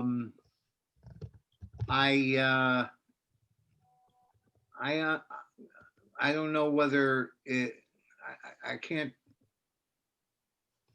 I try to look at everything from the way I've understood it. I don't I enter into the psychology of things more from a perspective of Ayurveda. That's my own take on it. What you just described is something that's a little bit more in a Western format. And from the perspective of Ayurveda and Bhakti, I look at the in an overall way, not a minute, a personal way, but in an overview. You have these 6 main anarthas, these 6 main negative emotions: lust, anger, greed, envy, which is the root, pride, illusion, pride, madness, illusion. This envy, Bhaktivinoda Thakur says, is the root of all the others. Even Narottam Das Thakur says the same thing. In fact, he doesn't find any way to engage envy in Krishna's service, although he finds a way to engage all the other negative emotions in Krishna's service. If you look at the post I made on Facebook today by Bharti Maharaj explains how Narottam Das Thakur engages all the negative emotions in Krishna's service. And if you look at envy as the root, then what is it we're envious of? We're envious of the 6 opulences. What is everyone looking for? They want wealth, they want fame, they want beauty, they want power or strengths, they want knowledge, they want renunciation, they covet these things. They're envious that Krishna has them, they covet them, they want them, they lust after them, they become greedy for them. If they don't get them, then they become angry. If they get them in some small measure, they become very prideful and become maddened by this, the pride of having wealth or power or fame or whatever. And this leads to illusion. And so in this way, we completely go down the path of darkness. So now, Raghava Pandit put up this verse that I talked about from the 3rd canto of Srimad Bhagavatam. Bhakti, devotional service, dissolves the subtle body of the living entity without separate effort, just as fire in the stomach digests all that we eat. And the word fire and digestion, the digestive fire that Prabhupada is talking about, reminds me of these other statements that Prabhupada made about assimilating Krishna consciousness and over again. In as far back as 1935, when he gave his Vyasa Puja address, and he's talking about how we have the opportunity to assimilate Krishna consciousness by doing the service of glorifying the spiritual master on this day. And then in the 1st canto of Srimad Bhagavatam, 1st chapter, 6th verse in the purport, he says, hearing and explaining the knowledge of the revealed scriptures is more important than reading them. One can only assimilate the knowledge of the revealed scriptures by hearing and explaining. And so the hearing becomes, this word assimilation means to transform food into living tissue. How do we transform the food, the transcendental words from the lips of the sadhu, into living tissue, into spiritual consciousness?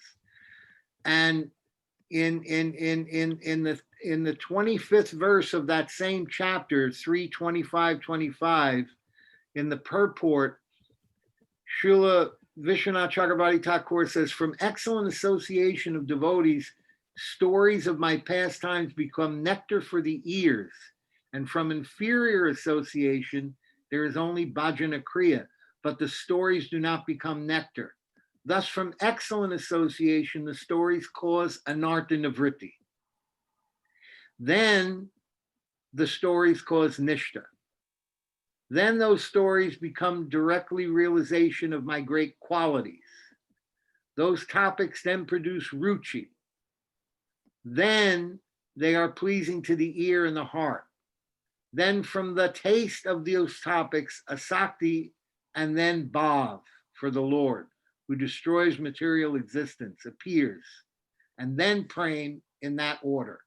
So we see that at every stage, the assimilation of bhakti comes from hearing the nectarian pastimes of the Supreme Personality of Godhead from the lips of the pure devotee. Therefore, the more opportunities we get to associate with the pure devotees, even with each other, we get some measure of improvement in our spiritual consciousness. We digest that false ego, we digest those material, mundane conceptions, and those negative emotions, and we start to replace them with the positive emotions of love, of forgiveness, of compassion, of joy, of humility, of service. These are the positive emotions that we need to be cultivating, and they naturally spring from our hearts as we dissolve the negative anarthas, the negative emotions like lust, anger, greed, envy, pride, madness, and illusion. So again, it's hard. We yearn for Srila Gurudev's association, but Srila Bhakti Pragyan Keshav Goswami Maharaj said that there's Shastriya Sadhu Sangha. We can associate with the sadhus through the Shastra. And although Prabhupada is making this point about hearing from the lips of the pure devotee, we must be able to try the best we can in this present condition that we're in, where we don't have so much association with sadhus like Srila Gurudev, to nourish each other through hearing the transcendental sound vibration of their teachings from their books, from each other, with love and devotion. And that love that we express to each other by doing this will help us in our Krishna consciousness. It will help us to deal with these different things, negative emotions that are stultifying our progress in Krishna consciousness. But your Yasodhanandan, your explanation was very, very beautiful, very personal, very real, very tangible, very tasty on many, many levels. I'm just sort of repeating things from scripture that I've studied and meditated on and learned over the years. Well, actually, you were part of that process, Maharaj, because in 3 months, my marriage broke down. I was sued for £2 million. And the third one was you calling me up, telling me about the Tirtha Maharaj situation.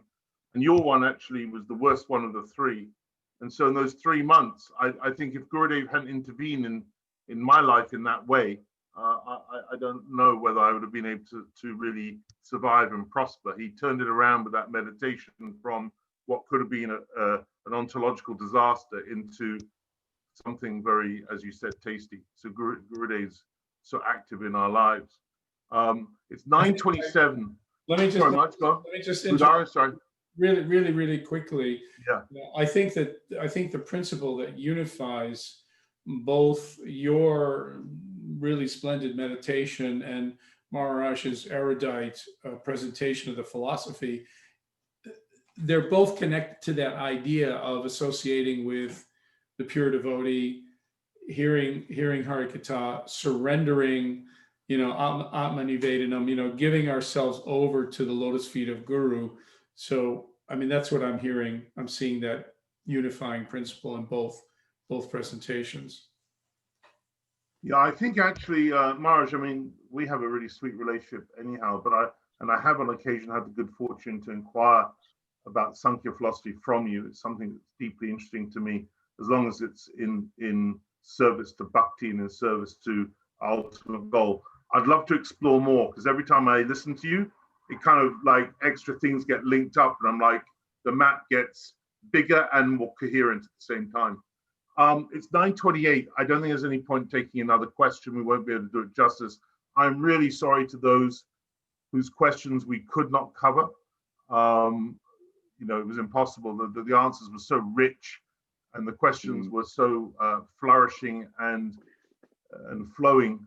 We just didn't have time to cover everything.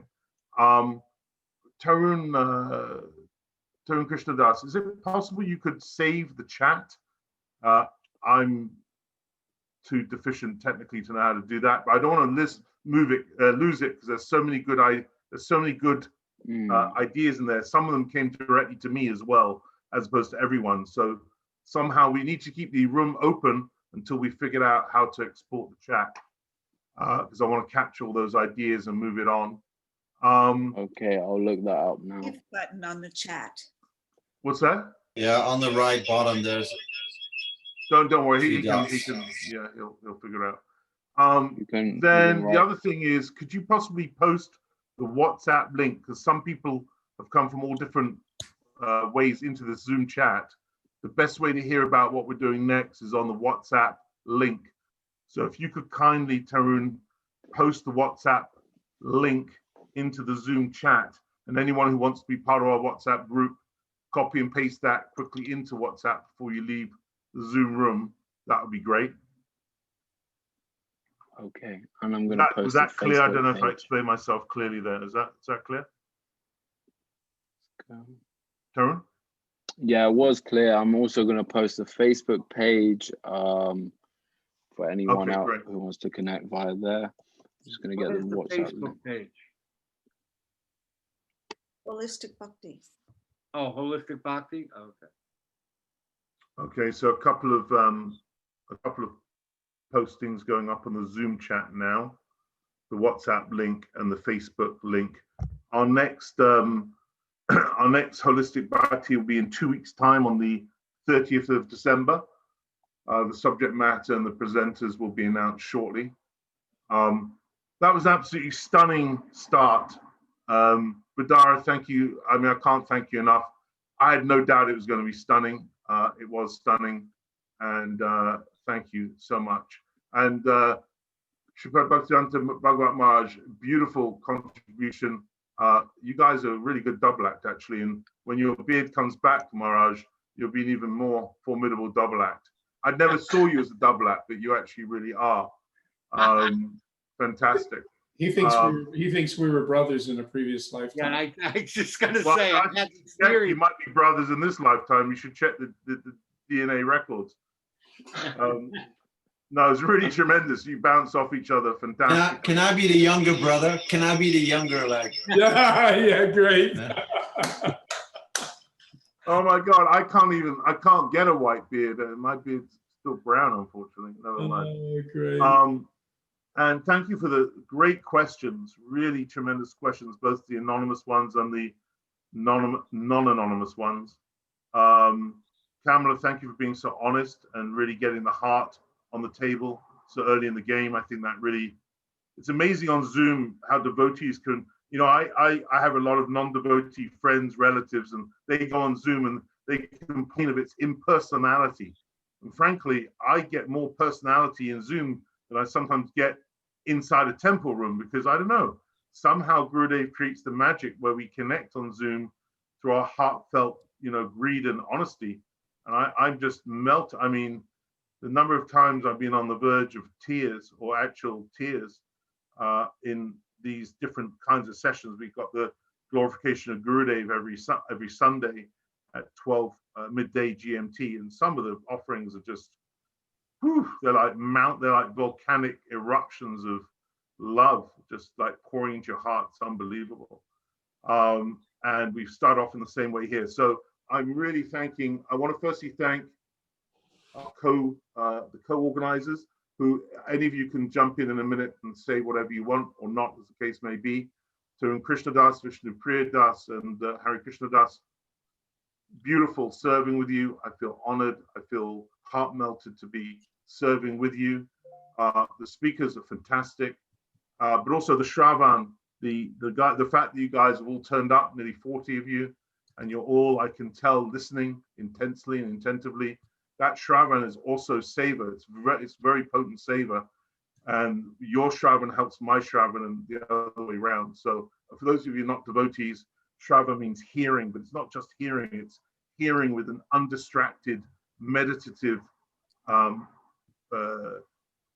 internally aware ear. You're not like you're serving the listener by listening to everything undistracted. This is really pure Shravan. So it's a real gift. So I'm going to bow out now and thank you again. Tarun Krishna, you want to add anything?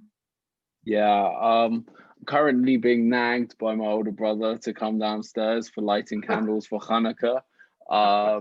So for those of you who know me well, I'm always struggling to balance my Krishna consciousness with my Jewish family life. And this is a perfect example, but I'd just like to say thank you so much for everyone who contributed, who came. This was more amazing than I possibly could have imagined. Yeah. And I don't say that lightly. And yeah, I think it's the same with Vishnu Priya. We've both been receiving really sweet personal messages throughout of various devotees saying how amazing and how inspired they are as the Zoom call has been going on, and I'm kind of sad that we have to wait another 2 weeks for the next. I know. But I guess Bhudhara Prabhu was talking about separation, so we're gonna have some separation from this call, and yeah, I'm looking forward to seeing everyone soon. What you just said inspired me to say, if any of you have friends, devotees or not devotees, who you think will benefit from this, please share this with them and come with them on have them come on the 30th. Vishnupriya? Very well, Prabhu. Can you hear me loud and clear? Loud and clear. Amazing. I'm just so grateful for this call. Honestly, I'm actually here with my friend. We're in the middle of a mall, and that's why I had my camera off for some time. But like we've gained so much value from this call, and just being able friend? to hit. Let's see your friend. My friend. This is my friend Zaira. Happy ball. But yeah, we've just gained so much value from it, and honestly, I'm just so grateful to have a family like this, to have somewhere where I can come when I'm feeling any type of way and just be open about the way that I'm feeling. And honestly, it really does warm my heart, and I'm so happy to be spending, this evening with you guys rather than, be doing anything else which I could be doing. And I'm just so grateful for you guys. I'm so grateful for everything that we have here, and I cannot wait for the next call, which is going to be in 2 weeks' time. So the most I can say is everyone just make sure you have that 7:30 in 2 weeks' time on Wednesday, closed off for this call, because we're going to have another amazing topic that we're going to be discussing with another amazing, host or special guest that we're going to have on. And yeah, I'm just grateful, very, very grateful. Well done, beautiful. Hare Krishna Das? Haribol, my brother's just cut out of the shot, which is nice. So who's that with you? That's my brother. This is my brother. Hello. Hello. He looks delightful. What's his name? He's much more delightful than me. His name's Tom. Tom. Hi, Tom. Hey, Tom. Are you a poet or some artistic kind of person? I'm a painter. Huh? I'm a painter. He Painter. painted this. Yeah. He painted this. Wow. No, I saw your face. I was like, immediately, this person's an artistic person. I want one. Well, Yeah? Wow. I want one. Me too. Whose feet are they? Wow. Krishna. Wow. Can you do some Nityan? I want one of Nityananda. Okay. That's amazing. Well. Wow. And his name is Tom. Tommy with the TH. Tommy. Tommy. Hi, Tommy. Beautiful. Sorry. Carry on. Yeah. It's time for me to give my final comments now. No, I'm overwhelmed. It's very sweet. Everything was very sweet, very happy. And it was nice. Tarun, when he sort of brought the thing to me, he said, we want to bring the older generation and the newer generation of devotees together. And I'm really looking forward to that developing. Like already through this project, I've connected with Bhudhara Prabhu, and I've also connected with Bhagavat Maharaj, and just to develop these relationships would be like a huge blessing. It would be amazing. And yeah, happy Hanukkah as well. Happy Hanukkah, yeah, indeed. Okay, beautiful. I think rather than, would anyone like to just do a couple of minutes of Maha Mantra to bow out? I think that would be a great way to go. Any volunteers? How about our opera singer, Maharaj? Absolutely. We should do a duo, Maharaj, but I'm going to let you take center stage. Krishna Krishna Hare Hare Hare Rama Hare Rama Rama Rama Hare Hare Hare Krishna Hare everyone Krishna Krishna Unmute. Hare Hare Hare Rama Hare Rama Rama Rama Hare Hare Krishna Hare Krishna Krishna Krishna Hare Hare Hare Rama Hare Rama Rama Rama Hare Hare Hare Krishna Hare Krishna Krishna Krishna Hare Hare Hare Rama Hare Rama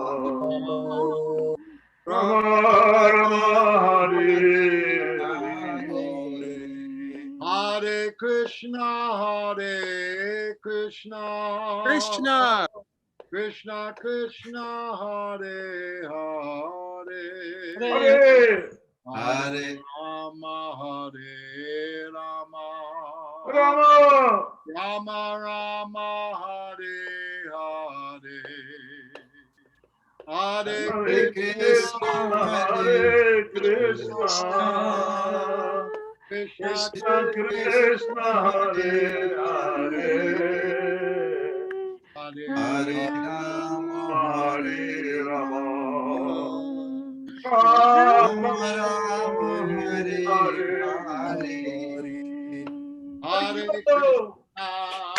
Hare Krishna Krishna Krishna Hare Hare Hare Rama Rama Rama Hare Hare Hare Krishna Hare Krishna Krishna Krishna Hare Hare Hare Rama Hare Rama Rama Hare Hare Jaya Prabhupada Jaya Prabhupada Jaya Prabhupada Jaya Prabhupada Jaya Prabhupada Jaya Prabhupada Jaya Prabhupada Jaya Prabhupada Guru Deva Jaya Guru Deva Jaya Guru Deva Jaya Guru Deva Jaya Guru Deva Jaya Guru Deva Jaya Guru Deva Jai Gaur Hari Bol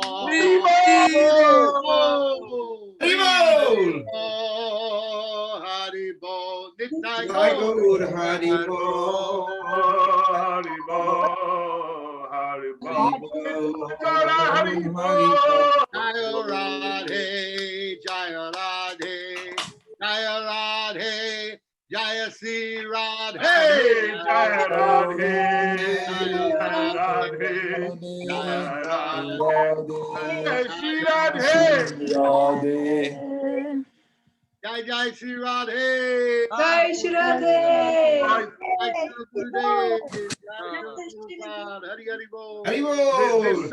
This Saturday, guys, Sankirtan, 12 o'clock gathering in Portobello Road, right near the whole store, near the flyover, for a 12:30 start. Sankirtan, London, Saturday. Please be there. If you want to fly in from New York or British Columbia, you're very welcome. We had 30 people last week. I'm on my way. We're taking London over. You're going to see this in the national papers soon. We're going to have over 100 people on Sankirtan. This is a grassroots revolution. Be part of it. As Bhudhara said in his opening words, be part of history. It starts with Nama Sankirtan. Jai. Haribol. Oh, Haribol. You there. Haribol. Be there in the spirit with you. Dhanavats, everybody. Beautiful. What a beautiful start. Thank you. It was ecstatic. Yashashri, I want to see you. Where are you? I'm not seeable at the moment. What's happening? You in your pajamas? Yes. Okay, we're gonna keep it nice and sober. You got bunny ears. No.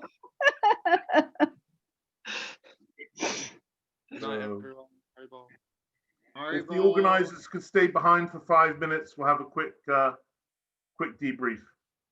Yes. Haribol. Thank you so much. Haribol, everyone. What? Radhe Radhe.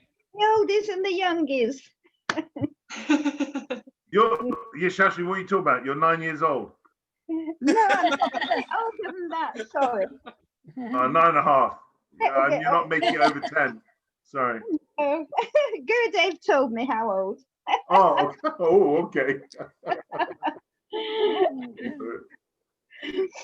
That's Okay, just my conditioned vision. I've taken a few years off here. Are you going to phone me later? God, it's getting late. Yeah, okay. Okay. Yeah, I will. Yes, I'll okay. debrief, then I'll call you, okay? Quickie, yeah. Okay. Dandavats. And that's Radhe Radhe. Radhe. Haribol. Chandrika, thanks for all your suggestions. I've managed to save the chat and go back and review everything. Okay. By the way, you've just engaged yourself in a whole lot of saver. I hope you realize. Okay. Thank you for that. Got the time. I'm not gonna just let you have suggestions and run away. I'm up in Wales in January. I'll come and see you. Okay, that'd be wonderful. You coming to Wales in January? Yeah. Wonderful, wonderful. As long as my passport will get me in, that's fine. Yeah, that's the thing. Okay, yeah, come take some prashad with us. That'd be wonderful. Fantastic. Wonderful. That's the deal. Wonderful. Okay. How far away are you from Charu? 6 miles. Oh, great! Awesome. Yeah. Okay then. Haribol. Haribol. Hare Krishna. Haribol, Jagadish. Really happy you joined Superba, by the way. Can't see you, but that was lovely you made it. Is it you wanted the organize? Where's? Yeah. Where's? Oh, Tarun's gone for the light of the candle, so that's not going to happen, is it? Okay, never mind. And Vishnu Priya. And Vishnu Priya's gone, so we're sort of okay. That's not going to work, is it? We'll have a debrief another day, no problem.